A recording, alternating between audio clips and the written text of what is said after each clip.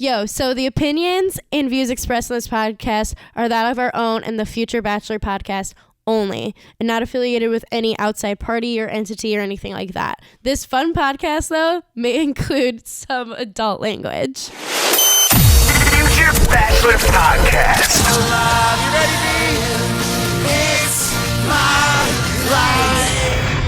life. Wow. That's why my brother Frank loves it so much, because Frankie said I did it my way. Weird flex. Guys, welcome to the show. This is Future Bachelor. My name is Cy. I'm Veronica. And we're White Clawing it today for this very special episode. What? 63. 63! Whoa, so much. I'm starting to lose count. I'm not going to lie. That's why you got me. Yeah, that's why I got you. I remember this. You keep this ship afloat with your info and knowledge and your big brain.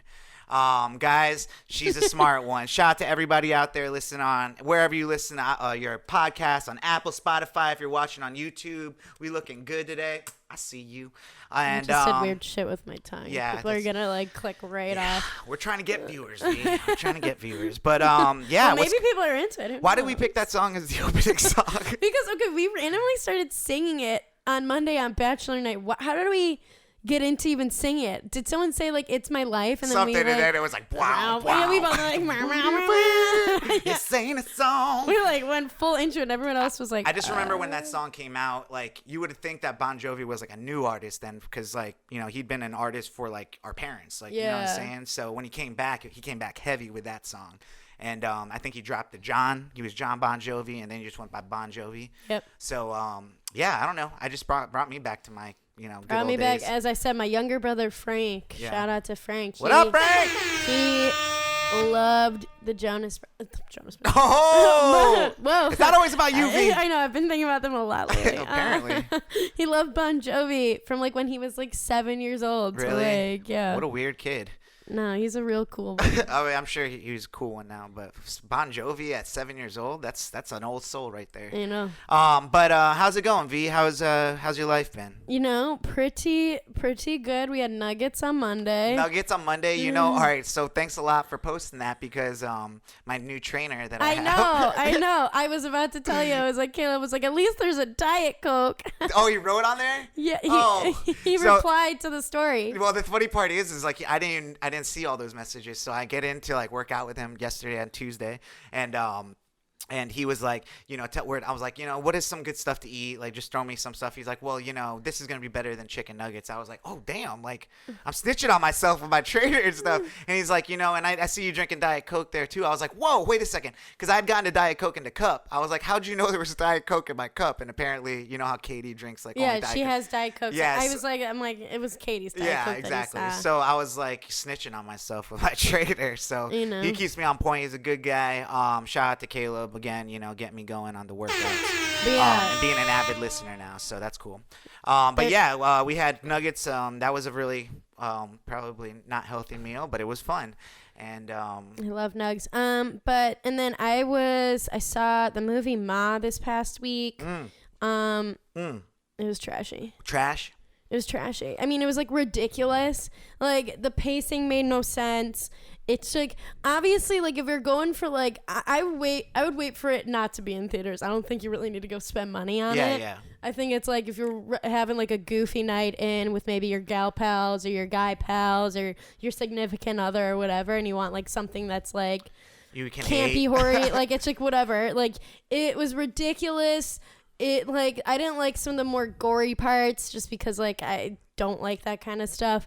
But so they're going off on the gore. Really? I mean, it wasn't even that gory per se. It was. I saw some of the previews. There were some weird things. It's just more shocking. Yeah, it's just more you're sewing people's mouths or eyes closed. Couldn't watch that part. But somebody was compared it to John Wick. Because you know how in John Wick they kill his dog and he kills everybody. Yeah. So this Ma was just something happened to her when she was a kid and she was just gonna kill everybody. Yeah, pretty much. It was kind of it was really wild. Yo, it's called Ma Wick. It was funny. The theater I was in, I always go to when I go to movies with my friend Ross. We go to this theater that's a little bit more it's more run down, super cheap, and it's always full of very rambunctious people that are gonna say shit during but like at the Oh, right hell no, time. don't go in there. Yeah, like shit like that. Don't go down there. It was perfect because like in one part of it, like, so Ma works as a vet. This isn't a spoiler, but like, you know, her high school crush, like, who is now an adult, If like, they haven't seen Ma yet, it doesn't matter. Whatever. Brings in like his cat and is like small talking, and like, because you already at this point know that Ma's like crazy. Yeah. They're like, somebody yelled in the crowd, was like, she gonna kill that cat. she gonna kill that cat. So it was funny. Well, I mean, you know, that's kind of crazy about trailers, though. Like, you know, trailers, like, people were really hyped for that movie.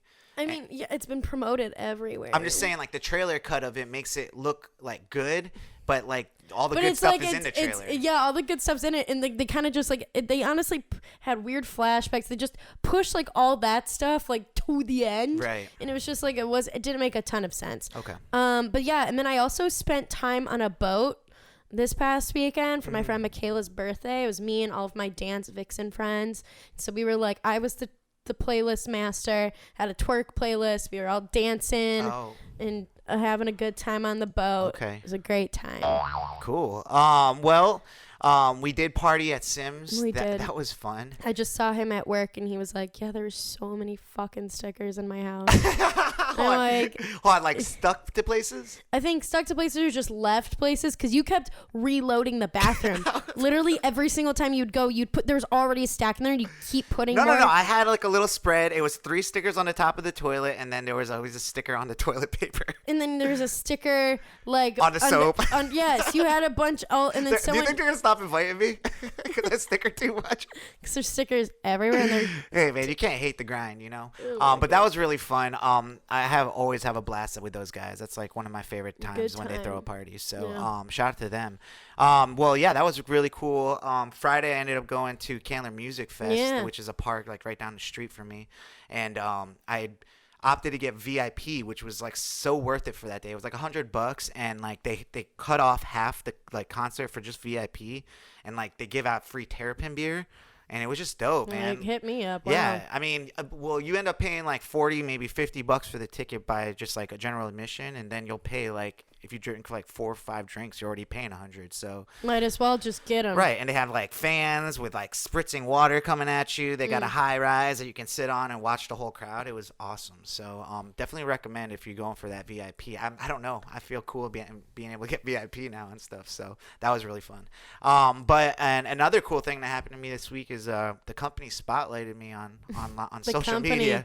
The company. We can't tell you where because then you'll know where we work. Yeah, I mean, you know where we work. We just don't drop the company. But it was really cool. No one knows. What do you mean? It was really cool because like yesterday they sent me an email. They were like, yo, we want to spotlight you. Send a couple pictures. And it's really dope because like it's a big company. There's a lot of like, you know, talented people, and it's always nice to be recognized, you know. So and you know me, I like recognition. So. To you. I never would have guessed. Yeah, man.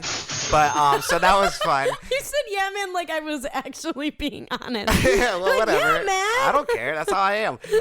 But yeah, so that was my week, and you know, just getting ready for the Emmys next weekend. So, the Emmys. And the Bachelor casting. That's wild. So yeah, like it's so fun whenever we watch the show, and it's always like coming to cities near you, Chicago, Chicago and Atlanta, and I'm like, my city. I'm like, yo, it's here.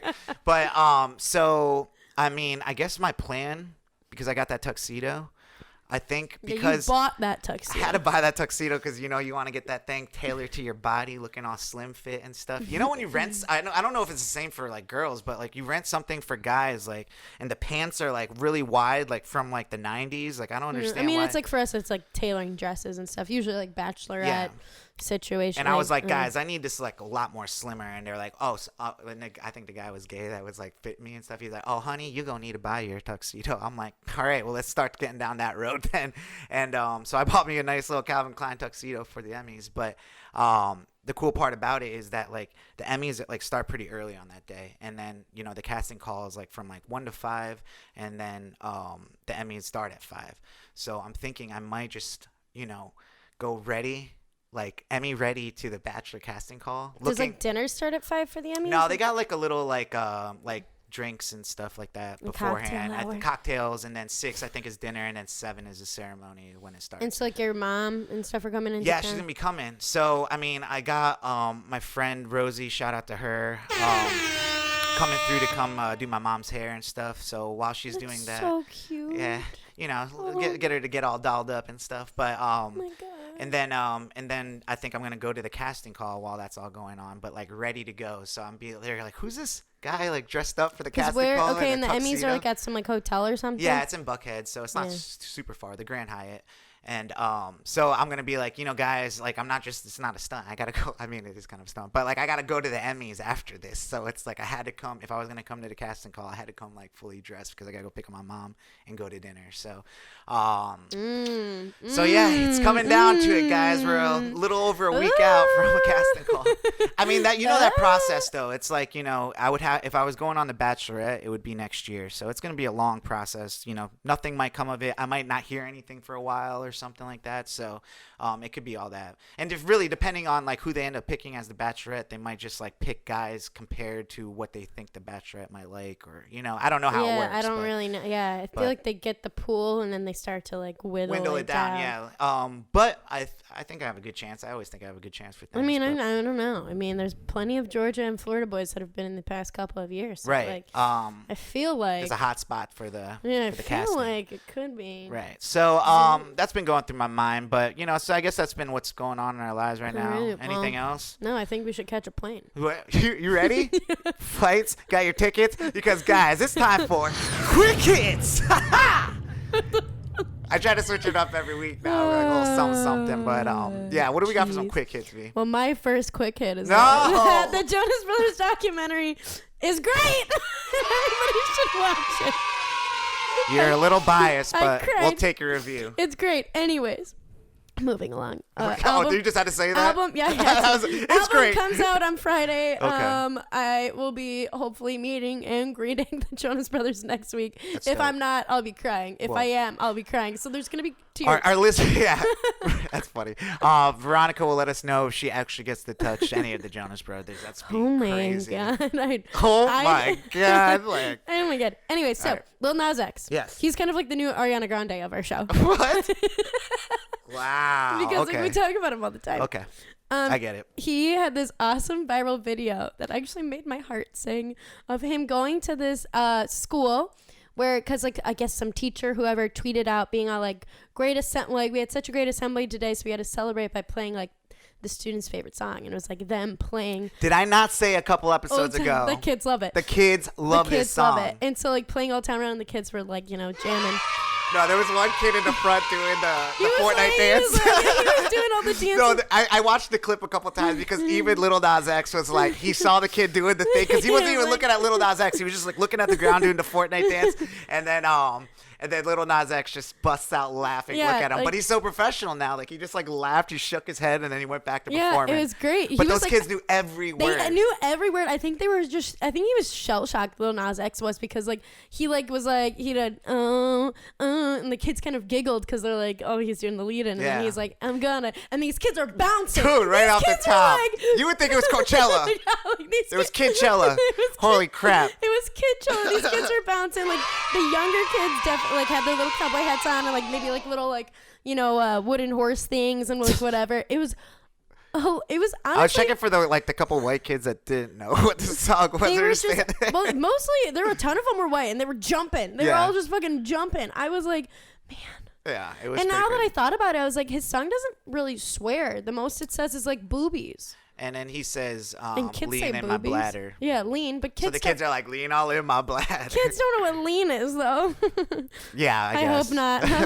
I mean, but anyways, in other Lil Nas X news, he's still like people who take him too seriously need to cut it out, because like he's at his essence trolling, and so he's an industry plant that's trolling to get views and to get people, and it's working. He does it good, and he's though. Just so fun. Yeah, I think it's like because he's fun, and he's just like he doesn't take himself too seriously, and like his shit. I mean, look at him. He's dressed like a cowboy all the time. Yeah, like that but, can't like, be. with, The like- video I saw, which was really good, actually. If you haven't seen the video yet, it made me laugh.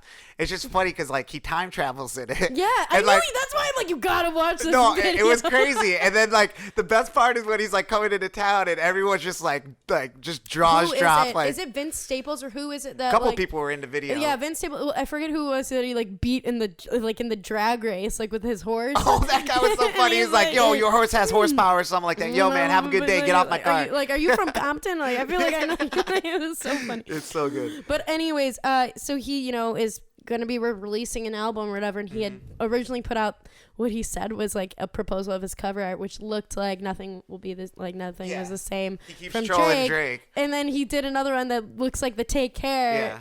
And he's like, because everyone said like, it looked too much like Drake's, I put out a new thing. And I was like, people who are taking him seriously, like, how can you not see this motherfucking joke? Yeah. It's so funny. No, it's so good. Because, like, the last one, it was, like, the one where it's, like, the profile view of Drake in the clouds. And then he put his profile in the clouds. And then he's like, yo, you can see, like, the clouds are different. The blue sky is different. Yeah. It's way different. Whenever I, like, ever say something to the lines of, like, and nothing was the same, I always, like, do, like, a profile of my bio. I say, like, and nothing was the same.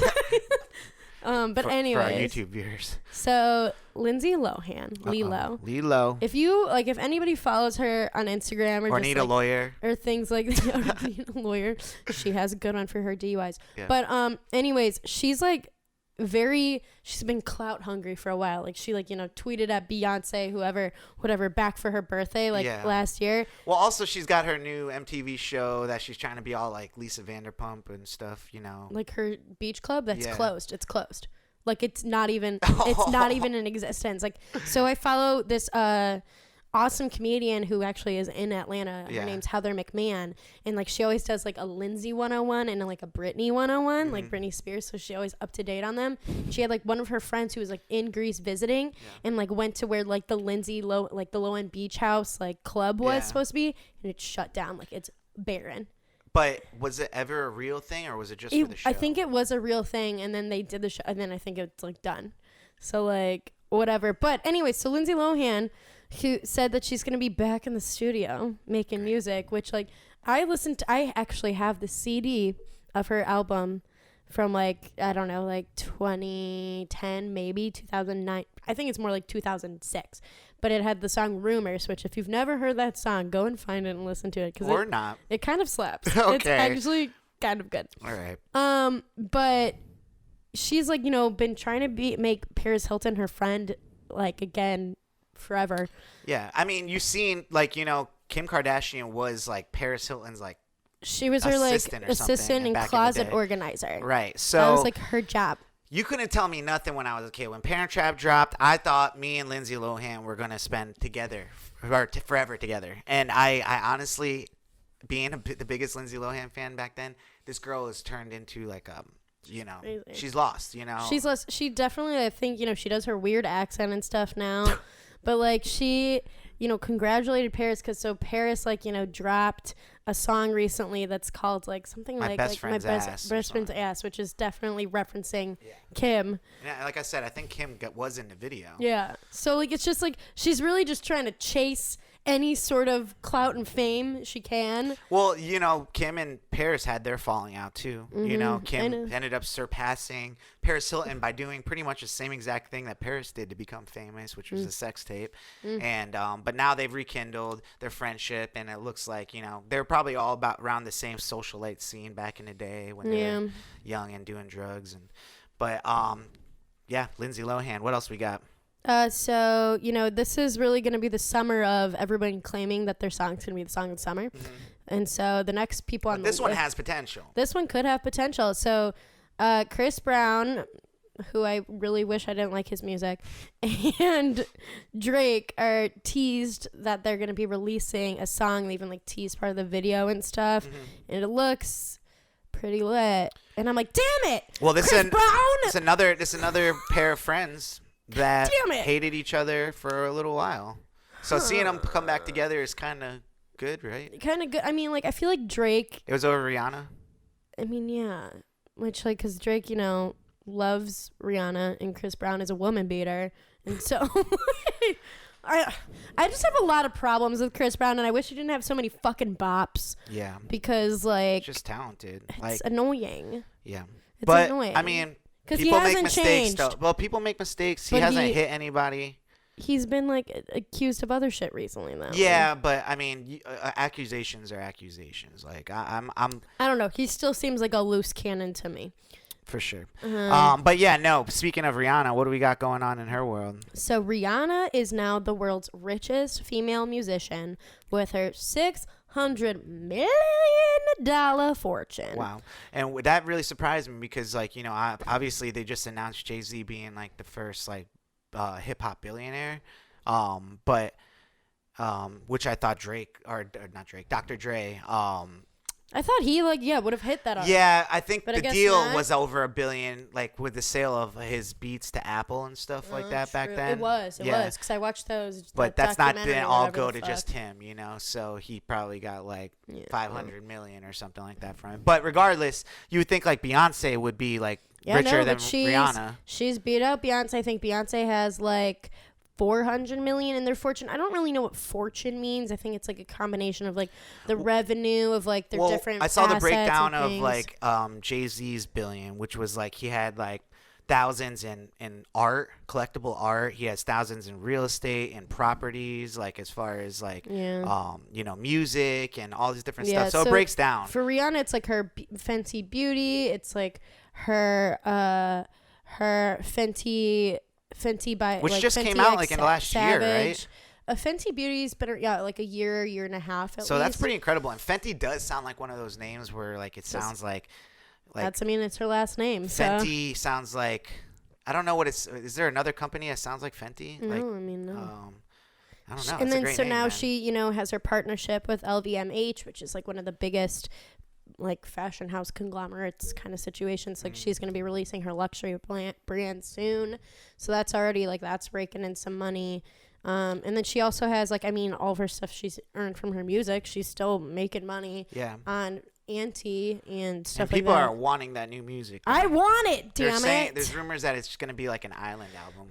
Which would make sense because they had the Amazon Prime movie, like quick little short movie, her and Donald Glover. Like Guava Island, and like it was mostly his music and things, but it was very much. I heard that movie was somehow tied to like This Is America or something like that. Like somehow This Is America's video, like kind of like was part I'm of sure it makes some sense. kind of Like meta stuff like that. It had like all of his different like summertime, like all those songs. But cool. Yeah, so we'll see. In other what do we got for other pop music and stuff? other power female moves? Serena Williams is the first athlete on the Forbes richest self-made women list, which is I already would have thought that. But you know, this is incredible because like the fight for women in sports to be paid as much as men is ongoing. Yeah. And like she's been a big person like in women's tennis to make sure that like, you know, Wimbledon or different like like those different things like the Grand Slams, like things like that like women are getting paid as much as men because like that hasn't been the case for the longest time. And so like that's definitely a testament to that, as well as like, you know, she is one of the best athletes in the world. And you know, but she is definitely like not what someone would look at as a typical tennis player. She's bigger than a lot of them. She's black. She's curvier. She's like very much. That's what makes her the best, though. She's a beast. She's a fucking beast. But like that, like the people who've always been the best leading up were always like slight, more sinewy. Until the beast came around. Like, you know what I'm sinewy, saying? like, She's probably got more women. strength, and she's obviously, you know, African Americans are known to be faster than most people. And She's stuff, just too. incredible. Like, She's like literally incredible. So it's like super cool to see that, and also Good for like her. definitely, you know, she's moved stuff her own way, and she's definitely more self-made than anybody like Kylie Jenner. Yo, what's this news about Miley? So Miley, Well, she just dropped like some new music. she recently. dropped an EP, And I heard Black Mirror dropped on Netflix, so yeah. you So can and see so that now. yeah, Only 3 episodes. yeah. That's weird. Usually there's like Usually there's 5. like I was about to say like something like Yeah. that. But so her episode on Black Mirror, people are like theorizing that she's like kind of like this, you know, YouTuber and famous like former Dance Mom star. I don't even want you to like spoil it right now. I'm for not me. gonna, but that's Okay. what people are saying. I haven't watched it, but She's been traveling. She just released her new EP, which is very good. I liked it. And she was in Barcelona, and she was walking, pushing through a crowd with her husband Liam Hemsworth to get to a car or whatever, and they she was getting groped by a fan. I've watched the video, and it's kind of disturbing because he's grabbing her hair, grabbing her face, grabbing her body. Well, it kissing just her. looked like he went to go grab her to pull her close and kiss her on the cheek. That's what it looked like to but me. he It was violent. Kept grabbing her. Well, I mean, it was a crowd of people, so in the hypeness of it, he just made his move to grab her, and he went to go kiss her on the cheek. It's all really disturbing for sure. But I don't think it was he went to grope her. To me, when I saw the video, they were walking, he came from the left side and tried to pull her and tried to kiss her on the cheek, and she just kept pushing through and stuff. Yeah. But yeah, that's definitely not cool. I mean, who does that? You know what I'm saying? Yeah, and so she released. I mean, fans used to be able to do all that stuff, rip people's clothes off and stuff when they're walking through and everything, which is wild. Yeah, but nowadays, we're just in the climate of knowing, that you just leave people alone, Yeah, but. And yeah, so I saw that. It's kind of crazy. And you've seen that happen before. I've seen an interview where some guy was interviewing Will Smith, and he kisses he goes to kiss Will Smith on the face or on the lips, I think, and Will Smith slaps him and stuff. He's like, "What are you doing?" You know what I'm saying? So it's not just girls that it happens to. It happens to even guys. But people are just trying to get their moment to say that they don't care if they get they don't care about the consequences. They just care about the story they can tell people. Oh, I kissed her on the cheek when she walked by. But what is it worth? You know what I'm saying? Yeah, I mean, and so she doesn't appreciate that. She doesn't. She posted stuff about the whole idea because so she was wearing a little cut off tank top, and she wasn't wearing a bra under it, but that doesn't fucking matter. And so she posted because people were saying shit, being all well, if she didn't want people to grab her and shit, she shouldn't dress like that. That's bullshit. Which is so archaic that I people feel we need to make up that. a new name for an area of social media. We'll come up with it, but it has to be something for people that just are stupid. You know what I'm saying? People who just argue about the dumbest things on the internet, the people that say stupid stuff like that. What smart person would ever say something like that? Oh, you shouldn't wear this and that. It's give me a break, dude. Yeah. We're all humans. Don't be touching people. Exactly. We were talking before the show, Chance the Rapper, your boy, he dropped a snippet of his version of the All That theme song. Yeah, I'm not sure. I mean, we don't know. I think they're going to use it. I don't I really mean, know. they'd be smart to. The original theme song was done by TLC. So yeah, that was and it was very it's hard. It's almost hard to try to remake that song because it's so ingrained. Blow it up your mind. You know what I'm saying? So even Chance the Rapper doing it, and as big as he is, it's still hard to take that on. That's why I'm saying that Chance, he might be going. It seems like Chance takes every chance he can to kind of get into these popular things, whether it's the Super Bowl or Wendy's or Doritos or all that. He seems very gimmicky these days to me. But I don't think so because he Are you serious? Everything he's done is gimmicky. But it still reverts back to his roots of very much so choir inspired. It's a little. It's still he's putting his own spin on stuff though. Yeah, for sure. I mean, he's playing the game, but he's still doing it his way. Definitely playing the game. But, playing the game sometimes comes with being gimmicky. Doing gimmicks to get your name out there. It's not like he's really putting out new music or anything. I haven't heard new Chance in a while. Well, no, because he's releasing his full album in July. Well, and then he has Groceries that's out right now. Right, but I mean, I haven't even heard Groceries. And then his features on a couple stuff. Yeah, he was just on a new Ed Sheeran that we dropped last week. That's because Groceries is only, I don't think he really has it on a lot of streaming. So because that's why he's calling this his first album, because it's going to be different. Because before, his whole thing was he never no label, whatever. Yeah. And you put everything out on SoundCloud or things like that. All I'm saying is that I'm not the biggest, I'm not convinced by Chance the Rapper yet. He's done some cool things and stuff like that. I feel sometimes he might be overhyped.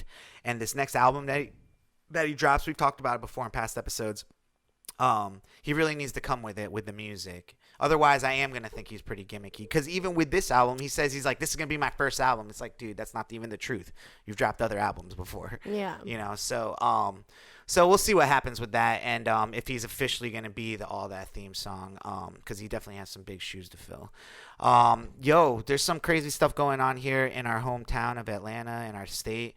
Do you want to kind of touch on that a little bit? Yeah, so just real quick, so there, because of the whole it's been ongoing a heartbeat law situation here, the abortion law that Governor Kemp passed. Well, I don't know if people, with like Stacey signed. Abrams and all this stuff, when we go back to the election, it was a pretty big deal around here. It was a big deal. You know, because this guy, I'm not Kemp great with piece of politics and the local, politics here and stuff, but I do work at the company where they talk about a lot of that stuff. Yeah. And they were pushing really hard for Stacey Abrams. I mean, you yeah. know?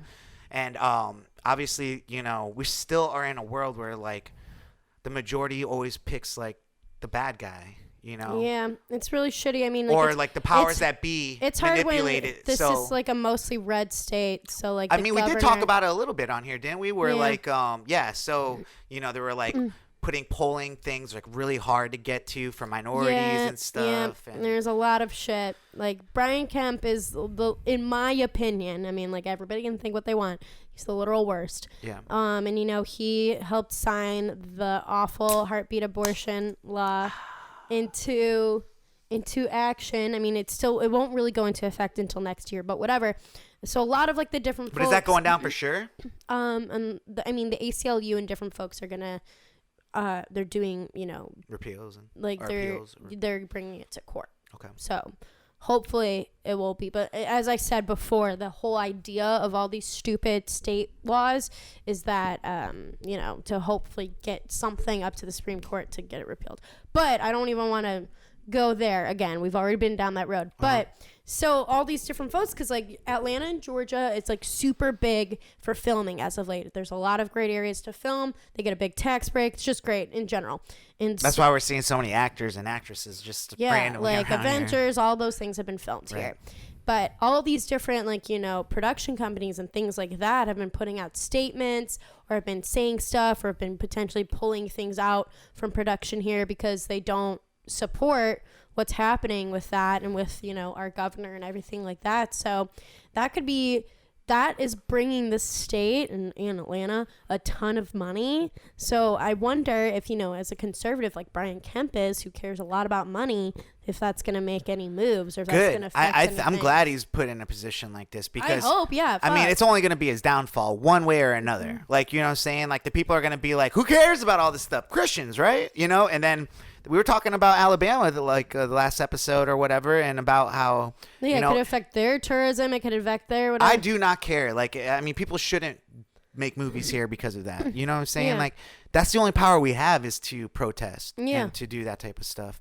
We'll get into a little bit more of that type of talk with our mini main talk. Mini main topic. But, mini main topic. But what made you? I think we should do that. Mini main topic. But what made you go yikes this last week, Veronica? Something that just made you go yikes. Oh boy! All right. So to preface this, it is June. Mm-hmm. June is Pride Month. Happy Pride. Happy fucking Pride. First of all, look out for those corporate overlords that are just putting rainbows on shit and not giving money to LGBTQ things. Look out for them. But anyways. Interesting. Juan, you have to give money to support? I mean, I think it makes more sense. Like right now, big corporations are capitalizing on like the whole idea that it's pride and like we're gonna make rainbow things and like whatever when there's actual organizations that need that money to help these marginalized groups and like they're just profiting off of the idea that it's pride. Right. So it's like but companies could do things without like they obviously can hire gay people. Like awareness, yes. So like hiring gay people, making sure gay people are at the table. And not just gay people, but like trans, bi, people of all different, sexual aspects. Orientations. Yeah. Yes, like those are things that people making sure those people are at the table, making sure they're being paid correctly, making sure they're not being discriminated against in their workplace, etc., etc., etc. Like there's a whole bunch of things besides just putting out products that have rainbows on them. Yep. And making money on that. Agreed.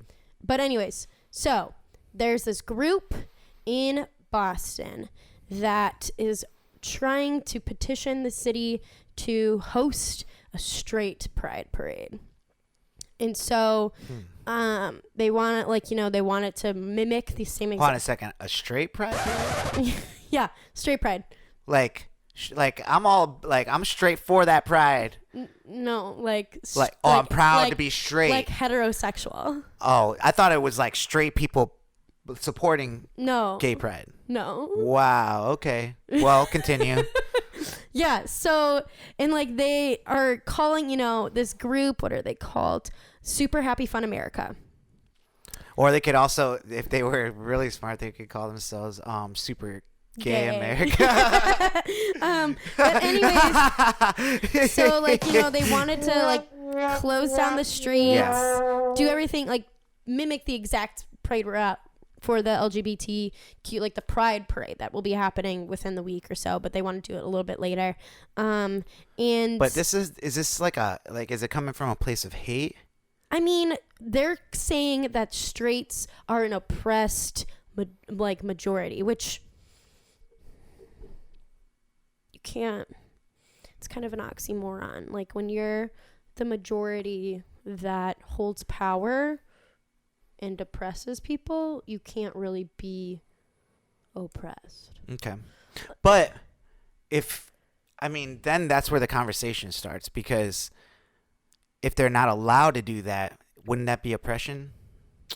I mean, it comes down to more of like, what are they trying to stand for? Well, the same stuff. They're proud to be straight, right? Yeah, but like, why do they need a specific parade for that? Why does anyone need a parade? I mean, it comes down to like... Because they feel like, I don't know, because they feel like they do. I don't know. I'm not saying like I agree or anything like that. I'm just trying to play like devil's advocate here, because it's a slippery slope. Like you start telling people they can't do that. That's, I mean, essentially, if you want to bring it to race, like, you know, like that's like saying like white people can't be proud to be white. I mean, the whole, like, if you're saying the KKK are walking down the street and stuff, sucks. It does suck, but it's like they have the right to believe and do whatever they want. And I agree with that. It just, what it comes down to is like, you know, it's the same conversation, actually. I honestly, not the same, but like it's very similar, because I honestly sometimes do think about, like, you know, you hear a lot of times when something comes up, they're like, you know, like, or I don't want to like, I'm just talking things that like I hear conversations and stuff like Black History Month. Like people would be outraged if there was a White History Month or something like that. Because white people write the history books. Right. Okay. Yeah, technically you're right. But like honestly, if you think about it, like those are the type of things that are keeping us like almost separated sometimes. Yeah. I don't want us to forget history. Like that's what the point of Black History Month is. But then you get people like, you know, and that's the point of Pride Month. But then you get Black people from the other side, like, why do we only get a month? You know what I'm saying? Like, you know, so there's a whole wide, huge conversation that you'll never have an answer to. The only thing we can do is be accepting of everyone. Yeah. And it's, I guess what comes down with like the whole idea of like this whole, like, you know, the reverse of like any of like these marginalized communities celebrating their history and like, you know, whatever, is that things like straight pride or like men's rights versus women's rights or like white pride versus like black. But that's like, that you know, tribal mentality though. Yeah, like if one side is going to, because it is like a side, right? I guess it could. I guess technically it's a side if you're going to pick a group. If we're gonna do binary, that means that there's going to be an opposite group, right? I guess so, but like what it comes down to is like those kinds of movements are built to belittle the progress that these marginalized groups that have to fight every single day against systems of oppression for sure are trying to do. So it's like that's why like that's where it becomes a problem, because it's like, what are they like? Yeah, like the whole idea of like, what do we only get a month? Like the whole idea is like, yeah, like Pride, they get a month, like it's because it's surrounding Stonewall, and that was a riot because like Black people, like, you know, Black, queer, femme, like trans women, people at Stonewall threw a riot because like people were being mistreated for their sexual identity and things like that. And it's like, it comes down to like, if we're gonna not allow people to celebrate the history when they're still like being discriminated in so many ways today. Like it's like supposed to be like for the progress, and it's like, but check this out. What if all right, because I support gays. I would go to a pride. I haven't before, but I would. I don't have anything against it. yeah, I just I've been like to prides. yeah, I just Multiple it's not on prides. like my priority list, like on pride's here, let me go on the pride. I just don't do it. There's a lot of other things that have nothing to do with sexual orientation that I don't do. I just don't. But with that being said, straight people do go to those things to support gay pride, If they're, or if they're allies, yes. yeah. So what gay people should do is be like, hell yeah, let's do a straight pride, and we'll go support you guys since straight people support us. Like, right? That's the same. But like not all straight people support gay people. Well, then that's where the problem will lie. That's where you can make an argument of like, this is hate because the gay pride stuff is all love and it's inclusive. all inclusive. It's so all about if the straight pride is able to do the same, like gay people can be like, I respect you for being straight, and I enjoy that you enjoy your life being like that, and I support you. That should be flipped. They can flip the script by doing that. Now, if they have a problem with gay people being there, then that's the problem. Yeah. That's the problem. You know what I'm saying? Because you don't have to, be something to support something. And Of course. that's the way I would fight it. I would be like, all right, get what you're cool. saying. We're extended pride. Now it's like we're proud to be anything. I mean, and if you live in Atlanta, you kind of get the fun part of like celebrating Pride Month in June, but like Atlanta doesn't do their actual Pride events until October because it's fucking hot as fuck here. Yeah. And also it's for the upkeep of the perk because they can't have all the festivals at once. But but yeah, so that was just my yikes moment. It's crazy that we're, Do you think they'll get it? I don't really think so because I guess they applied this small group. I don't think they're that big of a group. They also applied to like have a straight pride flag to fly from I think the Capitol building or something in Boston or like whatever, something like that, the city hall thingy, and they got denied from that. But I don't even know, what does a straight pride flag look like? I don't know. I don't even. It's like just it's Is just a it- white is it- flag or a black flag. Is it the No American colors. flag? Like, Every I'm color, no confused. color. Yeah. I don't know. But, whatever. Yeah, no, I do think it's an interesting thing. Like I try to not like take sides on it. I try to think like.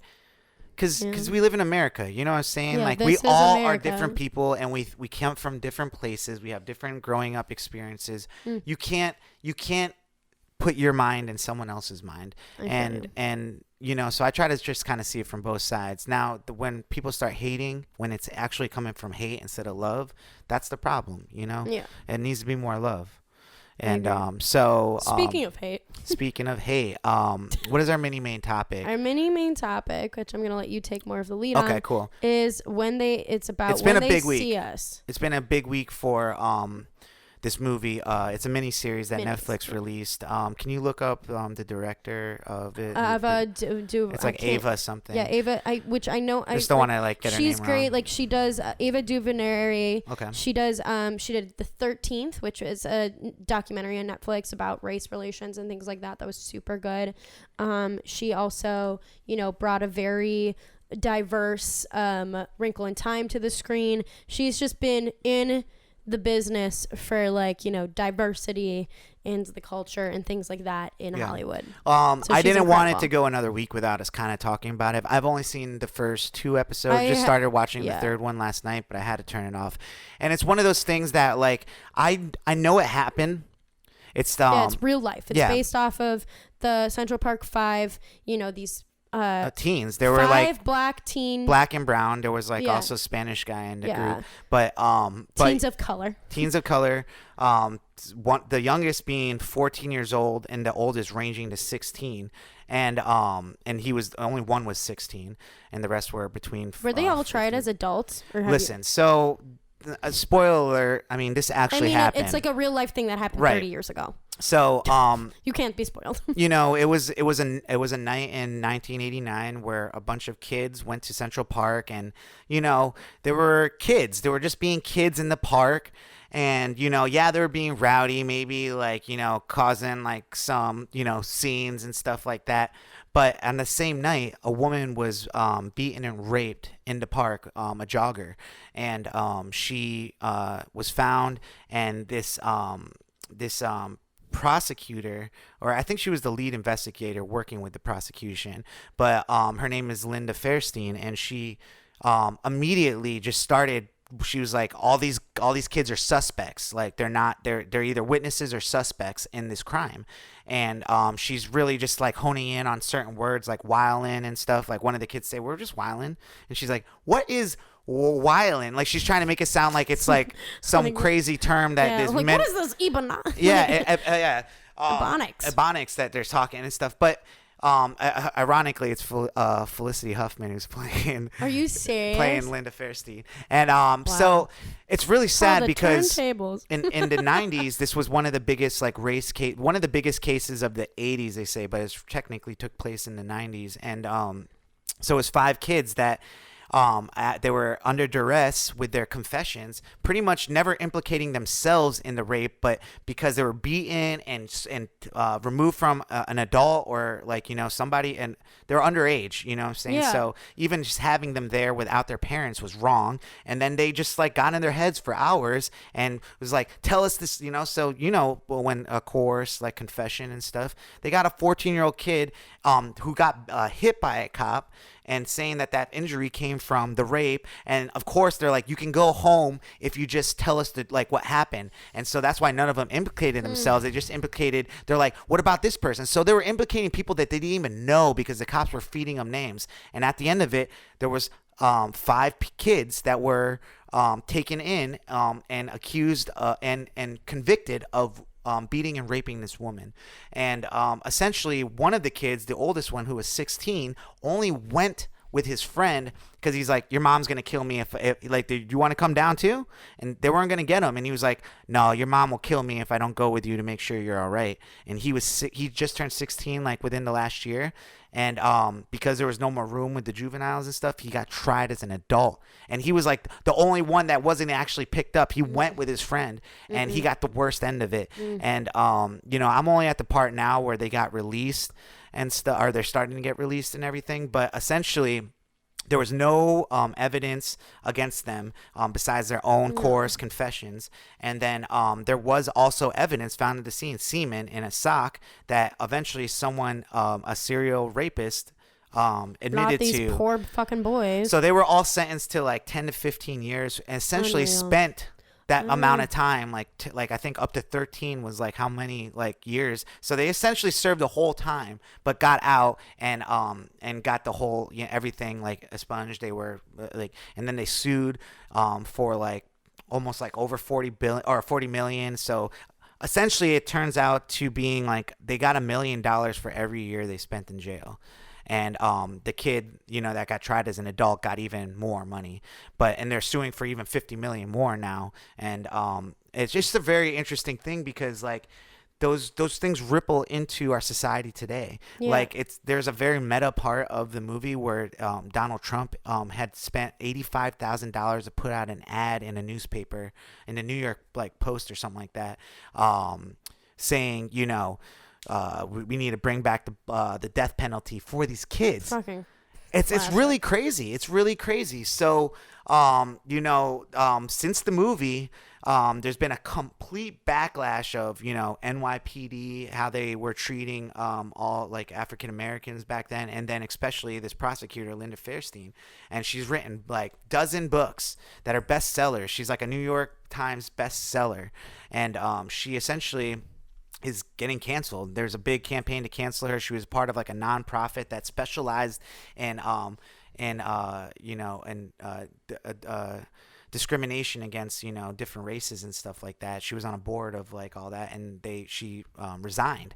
So they're trying to cancel her by getting her out of Amazon and Barnes and Nobles, all her books, all her publishers. At the moment, the books are still available everywhere and stuff, but I could see, Amazon's a hard one to like push out of there, but essentially, you know, it's just really sad, man. It's really sad. She ruined these kids' lives. I mean, now they got money, I guess, but like, at what cost? At what cost? And I think they were in jail for most of their like for the same amount growing of time up adult life, and they could get out, and now it's like, you know, they're good people now, but like, but you just got people that still like, she still says that those kids did it.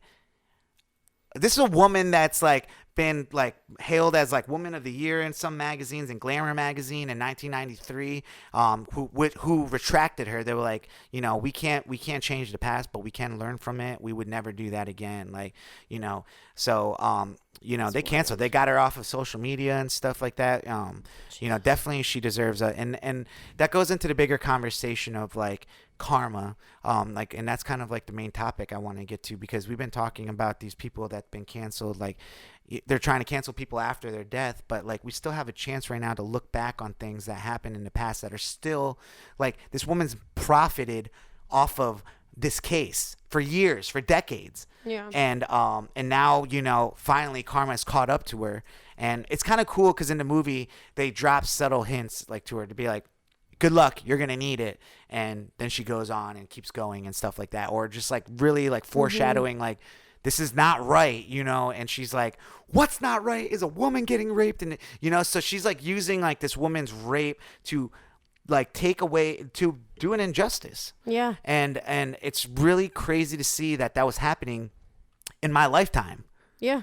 And I just, it's just really sad, and to think that it's still happening today. And the dark part of it, we're living in the shadow of like what, like Donald Trump was just a rich millionaire like back then or whatever like that. He's doing this type of stuff. Now he's the president of our country. Now he's the president. How did we slip so far? Yeah. And it's just, I think what's kind of wild is that like, even with the whole like Me Too movements and things like that, like it's still like nobody, like none of these old white men who actually like have done these rapes or sexual assaults or things like that are getting anywhere near that amount of punishment. Oh, speaking of which, Linda Fairstein is a good friend of Harvey Weinstein and was of like course counsel she to him and is. stuff too. Of course. Yeah. So like, it's like the same, it's all about the systems of power at play. And it's like, we still live in a society where people of color are not going to be treated the same way.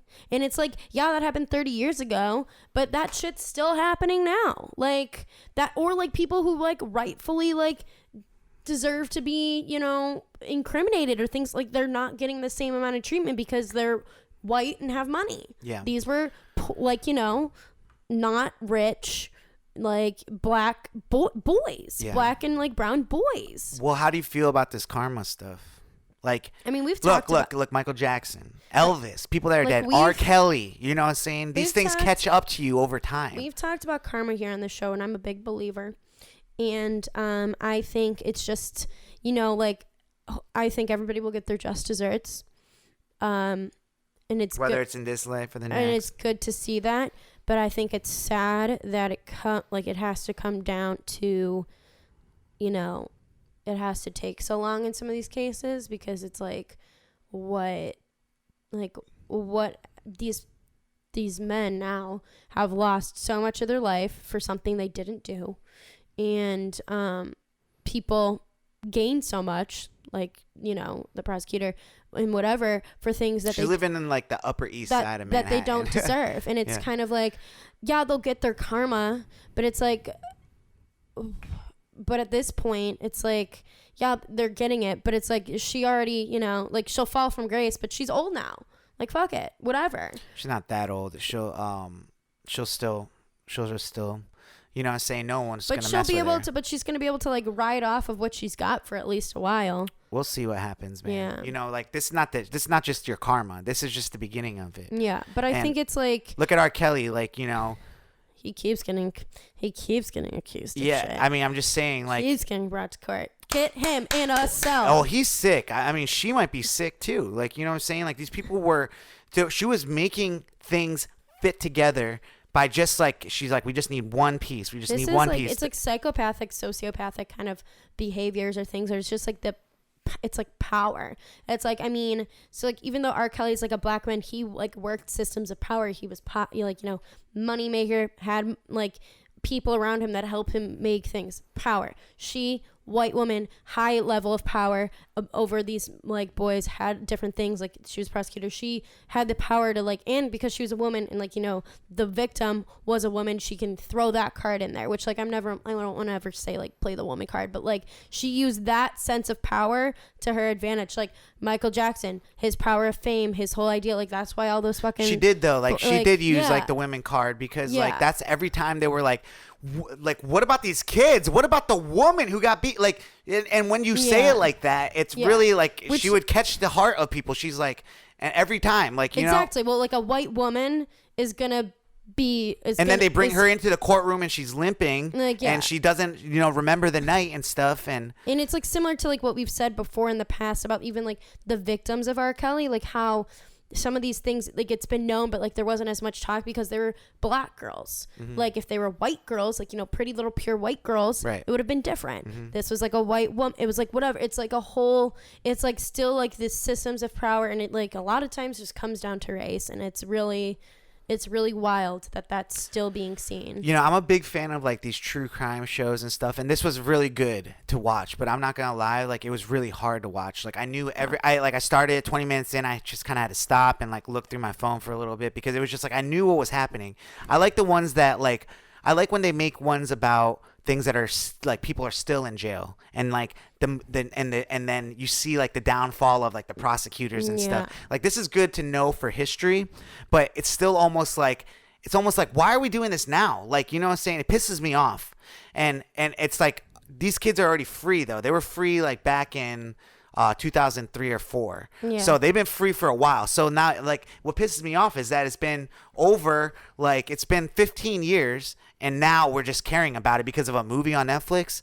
Like the ones like Making a Murderer, you know, that guy, like Brandon Dassey and all these other people are still in jail, Steve Avery and stuff, and who knows what if they did it or not, but like this is like the time where you need to focus that type of stuff on the people that are still like in jail. Yeah. And I guess these stories help with those type of things, but I think I enjoy more watching these type of stories when like the people are still in Like the when injustice. it's like when like the action Like I like is a little bit seeing more like imminent. I like seeing the walls fall, like the people that Yeah. like I mean, condemned them, of course. you know, and it's like seeing them fall and then seeing the justice happen, and hopefully, you know, this kind of just wakes up more people.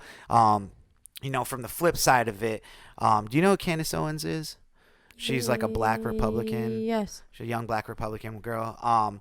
And you know, she's like really a big Trump supporter and stuff. Yeah. And it's just like really crazy to see her talk. It makes me sad because like, you know, she really thinks that this is a move to glamorize, like, you know, the situation to affect the next election. And she's like, you guys are, they're using this emotion of black people to sway the next election. That's even like, that's even shit that like, you know, Kanye would say. Like Kanye has, you know, when he's like, well, that's why like Candace and Kanye were kind of like partners, or like not too long ago, like they were supposed to be like linking up for like a clothes merch and stuff. But regardless, it's just, you know, it's true. It's sad. And evidence is evidence, and proof is proof. Those guys did not do it. Someone confessed to it, and their DNA was there. And it's just kind of like, it's really sad. And I just didn't want to not talk about it. I haven't finished watching it yet. Yeah, and I need to watch it. I think it's super important for like, you know, all non-black folks to watch, honestly, because like even though you're a person of color, like you experience things different than I would ever experience things, like it's still different than like potentially like black folks when it comes to like, well, it's not even just like it's like geography, like it's black folks in the city, like, you know, it's like you don't get to pick where you live, you don't get to pick your color of skin, you just get to pick, you don't get to pick what time you grew up in. That's why I'm saying like we kind of live, like I live in a lucky time right now, because when I was growing up and 9/11 happened, that wasn't a good time to be a brown kid in high school. I'll tell you what, like everyone's looking at me like, dude, what did you do? And I'm like, what? Yeah. Like, you know what I'm saying? Like, it's just, and this is like, this is life. But today in 2019, going into 2020 here soon, like there's still a lot of this going on. The jails are still full of predominantly black people. Predominantly black people for very innocent crimes that they didn't commit, that, you know, cops had so much power back then. And nowadays, people are mad about it that like, oh, the cops are not all bad and stuff. But it's like, dude, it's now they're not all bad because there's a little bit more checks and balances with like, chest cams and all this different stuff. Like, and people are starting to realize, but still people get away with stuff today. And, I wouldn't feel good about not talking about it. I agree. It was like, so yeah, that's pretty much all I have to say about it. It's weird because I feel like we've been doing these topics and then going like on some later news. I mean, but like Bachelorette. that's here, and here we go again. Yeah. This just kind of shows you how Future Bachelor, our show, was meant to always evolve into topics that have to do with our lives and things that we care about and stuff. Yeah. We try to stay away from serious topics, but this And is more current. like This we is try pop to- culture yeah, right now. We try to stay away from things that are just serious to be serious. But this is black and white, no pun Yeah. intended. This is like proof. Like it's been, and this woman still sticks to her guns and says that these kids are the ones that did it. Wild. So let's cancel her. But let's move on to some Bachelorette news. So another great week of Bachelorette. Week 4, they went to Newport, Rhode Island. But her first one-on-one date was with Jed in Boston. Yeah. So I don't really understand that vibe, but okay. Jed was killing it. Jed, okay, so Jed, I think, wins for smoothest way to because I put myself in his shoes in this instead situation. of waiting for someone to call him out to be like, well, he's probably only here for potential fame for his, or like to promote his music career. He came out first and was like, when I initially signed up to do this, I wasn't really sure about the whole finding love thing. I knew this could potentially be a good platform for getting me, my face, and potentially my music out there. And he's like, but now all I care about is you. Right. So I was like, ooh, you pretty much said that you came here for the likes, but you spun it in a way that I think was genuine. Did he say that though?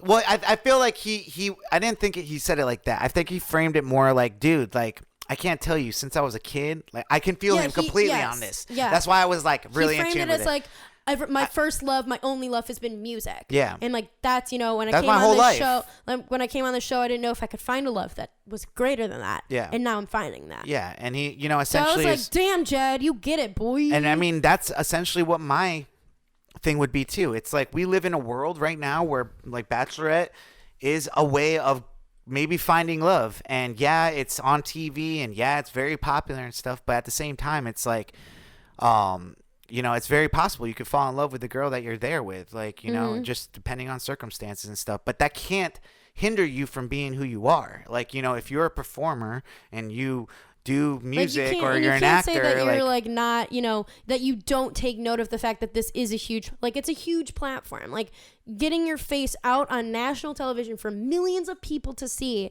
is like, you can't act it's an opportunity. Yeah, you can't. You'd be stupid not to capitalize on it. Yeah, you like to come here just for love. Like, come on. Like, I mean, yeah. Like, you can't say that that's like, your only thing. Like, obviously that's what you're there for, but like, you can't say like, because a person like me doesn't have expectations. Like, you can't go into it being like expecting that you're gonna win. And also, yes, it would be nice to win, but at the same time, only one person out of 30 does. Right? You know what I'm saying? Like that's not. I mean, there's good chances compared to like the lottery, but it's still like very hard. Yeah. And so I felt Jed on that, and because like the two things that I hate is the Bachelor or Bachelorette trying to act like that's not a thing, like like when they and then also somebody else trying to be like he's only here to sell us tequila, what I'm saying? I know we'll get into that later, but like that's stupid. Of course he was selling tequila before he got on his show. Of course he's gonna be about his brand. You think just because it comes on The Bachelorette he's gonna stop caring about like his business? Like don't act like you don't. Like right. That's like, and then Bachelorette, if she like that's what I didn't like about her this episode, was her like kind of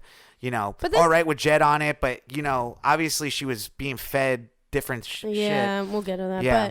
But yeah, so the rest of Jed's date, they did the whole Halo Top little bit, which is hilarious because they play the Halo Top commercial that we love. Yeah. That has. They do need to update it though. That has Nick in it about like being all like love doesn't exist. This is like I feel like they could be clever and come up with like 5 different Halo Top commercials. Yeah, it's hilarious. But they're like that one. But. Yeah, and so then they move into the group date, which honestly is like what it runs for the theme of the rest of the show, because it's this rugby match and it's where the Luke showdown begins. because Luke P. This would be a bad challenge for me. I'll tell you. Yes, it would be. You'd be a little bit more like Luke S in this challenge. Yeah. But so like, you know, probably not even. very much so. I'd be the boss. Hannah is like very much so a Southern gal, and she wants a man's man. She wants a man that likes to be buff and, you know, get dirty. So she was excited. She was like, you could see almost like the sparkle in her eyes, being like, look at these men hitting each other. Getting real hype on the sidelines. But anyways, so Luke P is on his roids heavy. And he, for some reason, decides to just, like, he's pummeling everybody. But, like, a lot of it's with the play. None of them are actually really playing rugby right, but that's fine.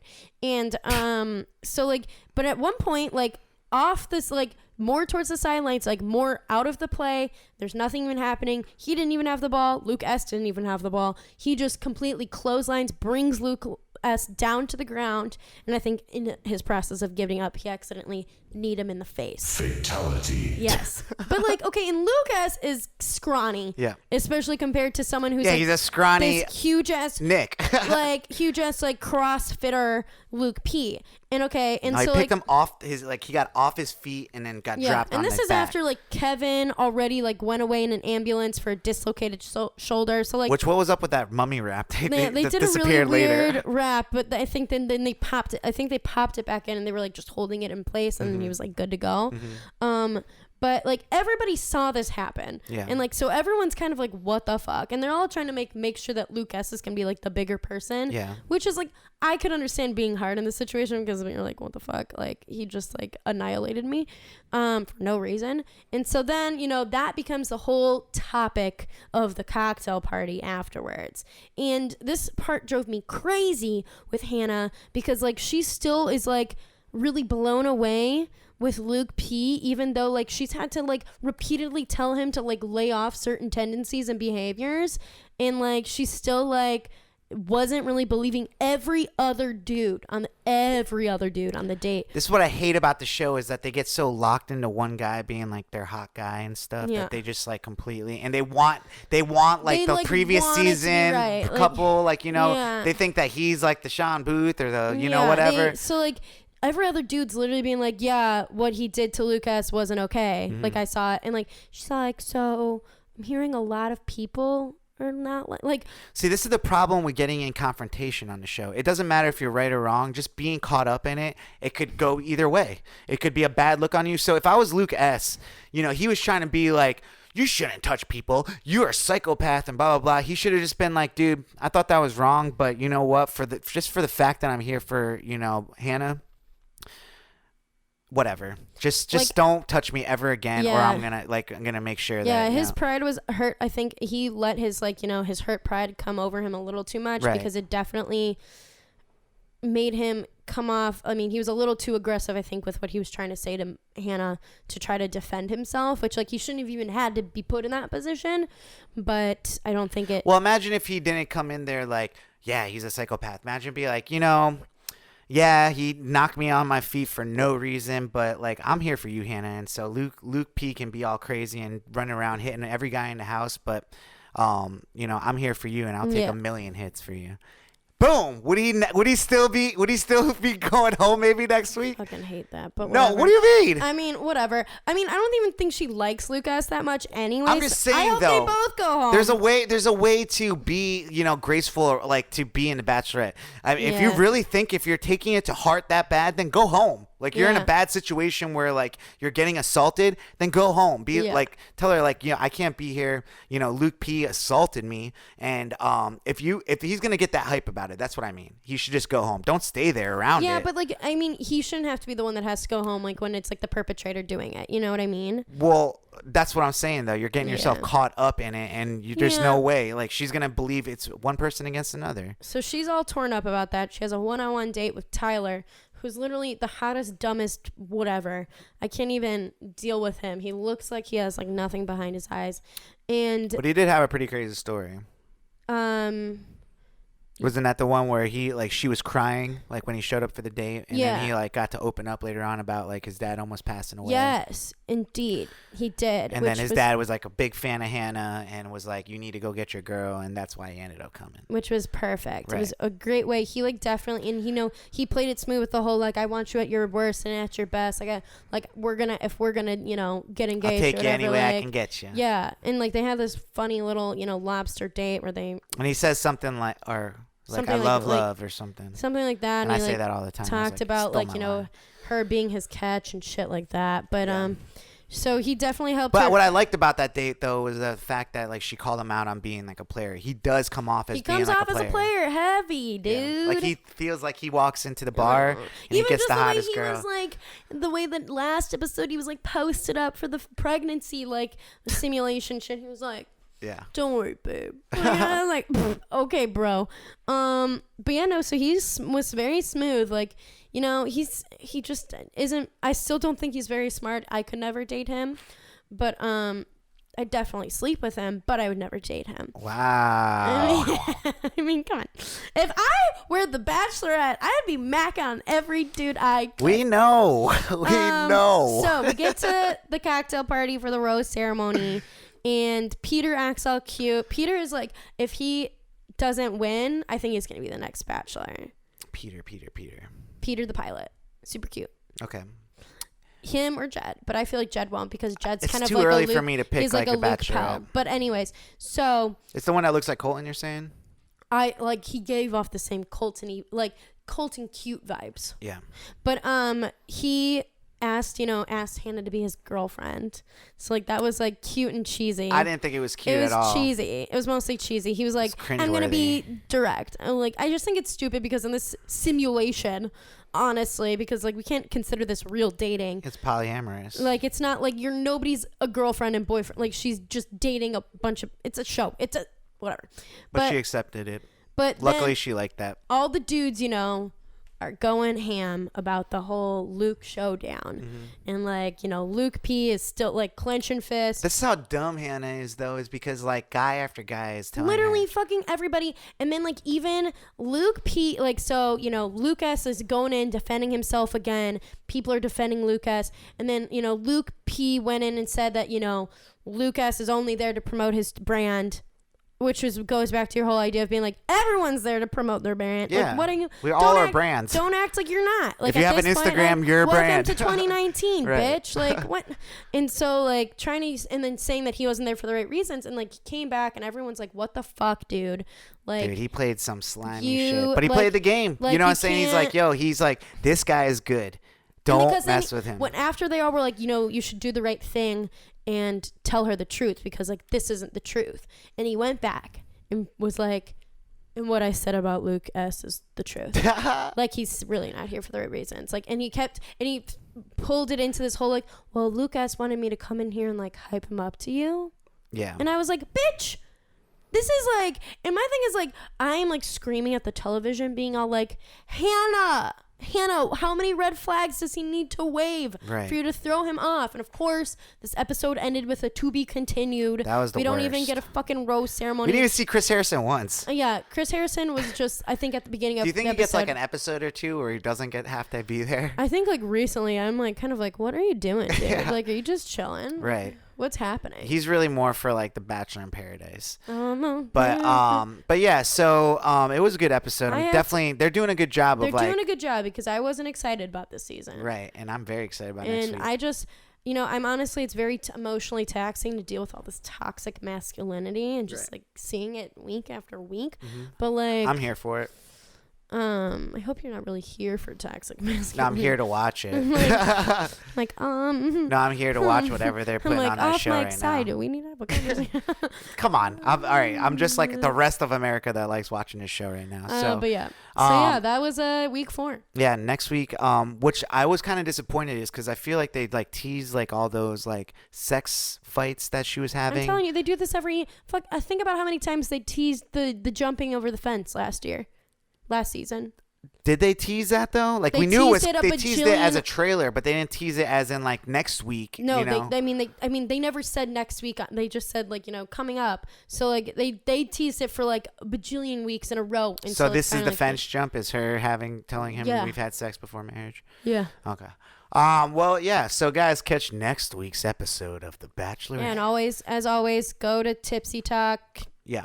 Watch our Instagram stories. Usually we're They're together, saved. just watching it, eating some food, just talking shit. Yeah. So Veronica does a great job of just telling it how it is as the show's Always. going on. So check it out. So yeah, that's Bachelorette. Why don't we get into our slapper of the week? There was a couple good slappers this week. I'm trying to think of like some other ones I thought about. What was a couple potential slappers? The new Katy Perry song. The new Katy Perry was good. I liked a lot. Spicy by whoever featuring. Curve Pages by Diplo and Charlie XCX. Which Yeah. Diplo was on also the Katy Perry one, I believe. Too. And then there's another one. No, maybe not the Katy Perry. There was one that I really liked. What was the other one that we liked a lot? Well, it was Jim Jones on my side. He put out an album, and he's just a great rapper from New York that I really like growing up. A part of Dipset with like Cameron and Joel Santana and stuff. Go listen to that album; it's really good. But I ended up landing on the artist that I'm like really a big fan of is John Bellion. Yeah, I'm going to Orlando to see him. It'll be my 5th time seeing him in concert. Is it that next week? No, it's the week after the Emmys. So, next. So week's not Emmys. next weekend, but the weekend after, I'll be going down to Orlando for that show. But John Bellion just put out a new single called Crop Circles, and it's really good. So I guess without further ado, he's an artist producer, so he produces his beats and he raps and sings and all that stuff. So if you haven't heard of John Bellion, I've seen him 5 times. Amazing show, amazing music. And this week's Slapper of the Week, Crop Circles by John Bellion. Let's go. Hold on a second. When did our apartment turn to Slapper of the Week. This song slaps. Slapper! Cards and clothes are artifacts and things we left behind then. Oh, I do not know. What? Cause you fucking forgot. When did all the passion turn to You are now rocking with Side Money. Woo! Yeah. Cause you fucking forgot. Come on. God, yeah. That was Crop Circles by John Bellion. Good song, fun one. Yeah, that's a good one for me. I just like because he It he definitely it has a similar sound to like shit that you make. right. Which I'm makes very sense that you like inspired it. by people that make their own music, and I like the concepts, like the concept of crop circles. He's talking about the footprints in the carpet with your like ex. you run, yeah. Like you're just like now they're just footprints in the carpet, crop circles. What? Interesting. Fun, a lot of He, good like he always really pushes the boundaries of concepts and songs and alien songwriting. references with Right. like Stranger Things. Right. And Yeah. The Upside Down. So yeah, that was our Slapper of the Week, Crop Circles by John Bellion. Get it right now. It's on our Future Bachelor podcast playlist. So yeah, that was a big episode. It is a big episode, so let me do my shout out. Yeah, what do you got for some shout outs, V? So the reason why we had a party this weekend was for our friends Schuster and Isaiah to celebrate their birthdays. Happy birthday, boys! We love you. Schuster just had his birthday. Isaiah's coming up in a week or so. Dope. I love those guys. And then I wanted to. Schuster's parents were at that party. I loved that. Oh, I think I was like dancing with his mom and his sister and stuff. It was crazy in the kitchen, man. It was wild. It was like me, John, and Isaiah, and then it was like I was looking back at the snap. It was just all girls in the kitchen dancing. It was amazing. So that was an awesome party. Happy birthday, guys. And then I wanted to shout out my friend Christian Fellwalk. So he and I went to journalism school together, and he had me be like a woman's perspective and help him edit an article that he's doing for a website that he works for, metalsucks.net. About the mistreatment of women in the metal community. So Wow. that was super fun to like flex my editing muscles and like talk to him. And Christian? yeah. Christian! And he'll love that I'm He's like always makes fun of me for being basic. So Okay. had to give him the most basic Shout out. Nice. Okay, well, I want to give a little shout out to White Claw. Sponsor us, bitches. Actually, I'm starting to really mess with that Henry's. no sugar. Yeah, Henry's. Yeah, It's really good. And also cheaper right now because they're new and trying to compete with Truly and White Claw. So if you guys are looking for a cheaper White Claw but with no and sugar, Henry's are what's at the stadium, at the baseball stadium, because Good. they're a Coors owned product. Coors Orange. Coors Orange product, I believe so. Nice. I didn't know that. I I think put they're really trying to, obviously guys like this stuff too. Henry's is more of like, I feel like trying to target the men. It's got a man's name. I think I'm going to name my daughter Henry. It's got a man's name. Just to be like Henry. Fuck these sissy drinks. I've got a man's name on mine. Okay. Now you're just being mean.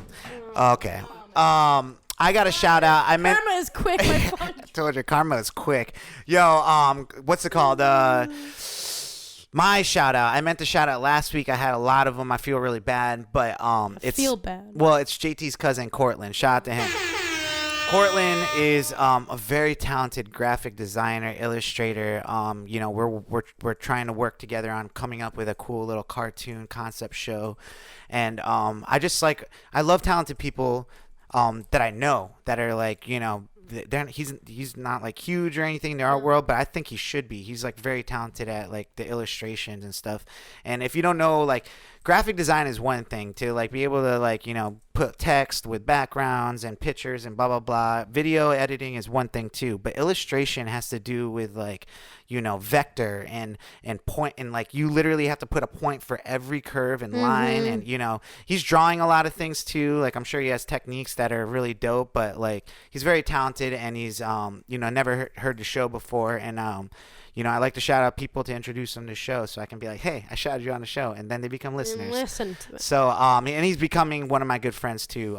We feel like Love a nice little trio since the baby shower I went to, and I'll be hanging out with them in July for Rock the Dock. I'll actually be performing with JT on stage for a show. That's out there, so fun. right on the lake. So, shout out to Cortland, man. You're the homie. Pretty much all I got. Going into next week, I'm really getting my mind ready for these awards. My mom, stepdad, sister, and brother-in-law are coming into town to stay with me, and I'm really looking forward to having them here in town. I love, seeing my family. That should be so fun. I know. I'll be seeing my family at the end of the month, so I'm excited for that. So next week is the last podcast before I go into the casting call. If you didn't gather that from the 5 times we said it. Yeah, I'm just saying, if you guys have any last-minute advice, Veronica, you think of anything? Let's talk about it next week. Yeah. Let's talk about. I've been working through like how Let's maybe our main topic next week. We'll talk about the casting call and just kind of come up with some things, So yeah, guys, this has been episode 63 of Future Bachelor. I hope you enjoyed it. Make sure you're here next week with episode Nintendo 64. And oh my God. I just think there's like something for every number, Oh my God. Yeah. So catch us next week, guys. We love you. This has been Future Bachelor. My name is Sai. I'm Veronica. And catch you next week, all right? Deuces. Bye. Future Bachelor Podcast.